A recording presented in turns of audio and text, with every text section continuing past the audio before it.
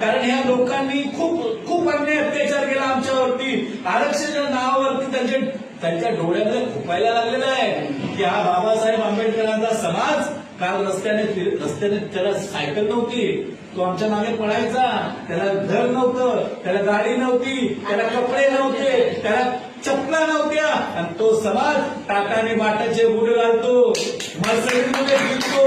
हे आमच्या डोळ्यात खुपतं. म्हणून जो समाज स्वतःला मागासवर्गीय समजतो, तो सगळ्यात मोठा माजवडा समाज या महाराष्ट्रात कुठला असेल तो मराठा समाज आहे. या मराठ्यांनी आमच्यावरती एवढा अन्याय अत्याचार केलेला आहे. या मराठ्यांनी आमच्या आया बहिणीची इज्जतीची धिंड काढलेली आहे. या मराठ्यांनी आमचं पाणी बंद केलेलं आहे. आणि तो मराठा भीक मागतोय.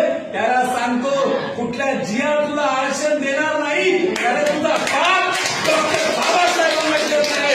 आमचा बाप डॉक्टर बाबासाहेब आंबेडकर आहे. आणि बाबासाहेब आंबेडकरांचं आरक्षण जर कोणी हिसकावून घेण्याचा प्रयत्न केला तर त्याला या महाराष्ट्राच्या बाहेर हाकलल्याशिवाय हे भीमसैनिक काही गप्प बसणार नाहीत.